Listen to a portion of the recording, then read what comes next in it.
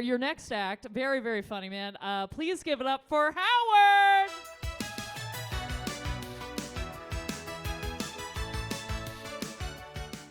Hi, everybody. My name is Howard Brodsky, and let's just get the awkward stuff out of the way first. I'm American.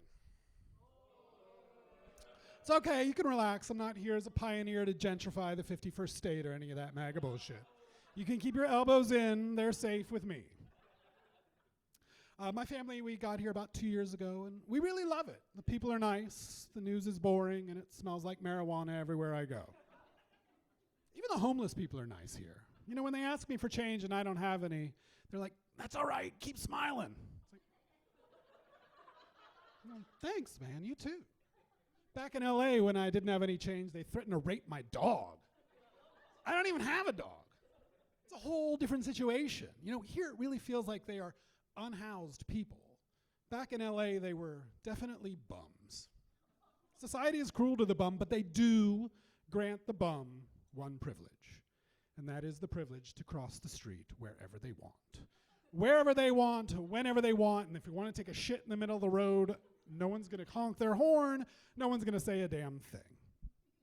Bum privilege is real. So I'm 50, you can go fuck yourselves. I try to deny it, but you get called sir enough times in Lululemon, it's, impossible to ignore. It's not a whole lot great about being 50, but there are some advantages. You know, when I was a kid doing all my fucked up shit, there were no camera phones. So I get really drunk and I wake up with a dick drawn on my face.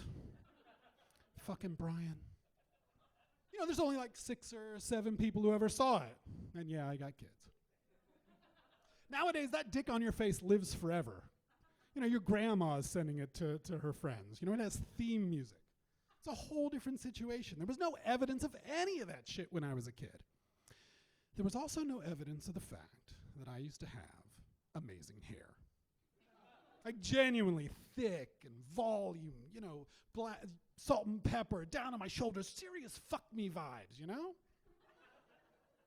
You know, I put up a good fight. I tried Rogaine. I don't think I did it right. All that did was mess up all my pillows, and I had to start shaving my ears every once in a while. I've accepted it. I'm bald. You know, there are no more good hair days or bad hair days. For a bald dude, it's all about angles and lighting. From the right angle and in the right light, I can look like Stanley Tucci. That's not bad. From the wrong angle and the wrong light, I look like Stanley Tucci's penis. And you can't unsee that. But you can see it in the Zack Snyder cut of Devil Wears Prada. So I've got kids. They're 8 and 5. They're wonderful monsters.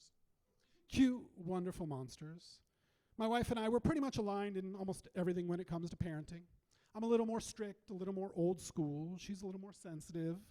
She's read a lot of parenting books that I've been forced to, that I've willingly adopted into my parenting style. And for the most part, they're great. You know, I agree with almost all of it. But there's one specific subject where I wholeheartedly disagree, and that's about discipline. These books, they want you to express your feelings, you know, explain to the child why their choices have got you this upset. You know, share your emotions in the moment, which is crazy. And it takes away the 4 best parenting words, or the 4 best words parents have at their disposal. Because I said so. The kids don't need to know why I'm yelling at them. I don't even know why I'm yelling at them. It's not the point. The point is because I fucking said so. It's 5 words. And I know my wife is here right now thinking, that's not what those books say, you asshole. My son is 5, which means I think I've got about a year before I have to have the conversation with him about porn. It's 6 these days, right? 6. And it's going to be a whole lot different than the conversation I had with my dad. When I was 12, my dad took me to a Wendy's and over a chocolate milkshake told me, son, when a man loves a woman, he sticks his penis in her vagina and it's a beautiful thing. Now I'm going to have to be like, son, yes, that man was choking that woman, but it's because he loved her. And no, you don't have to do it. Things are very different these days. You know, people think porn is a public health crisis that's ruining kids' lives. And a lot of that's true. But I don't think it's the porn that's ruining their lives. I think it's the fact that kids don't have to put in any hard work in order to get their porn, which is what's ruining their lives.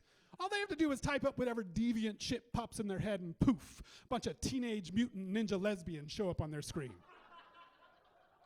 When I was a kid, I had to learn to jerk off to squiggly green lines when my parents canceled Cinemax. For those of you that don't know, Cinemax was a cable station that had the nickname of Skinemax for showing such softcore porn classics as Lady Chatterley's Lovers, Hollywood Chainsaw Hookers, and my personal favorite, The Horny Working Girl from 6 to 9. You know, I'd flick the channel and you'd catch like 1 or 2 seconds of serious softcore action, right? Then the picture would start to distort and the squiggly green lines would come on. But 1 or 2 seconds is perfect amount of material for a 12-year-old to use his imagination. And it's no wonder why I find myself aroused at defective billboards these days. When I think about all of the hard work and the skills and the talent that it took to obtain porn, even softcore porn, those are some life skills that have translated and stuck with me today. They're on my resume. My resume reads, confident creative thinker with good people skills and attention to detail. Because it took a lot of confidence for a 12-year-old to go into a 7-Eleven and buy a porno mag. Or I had to have good people skills to talk an older dude into buying it for me.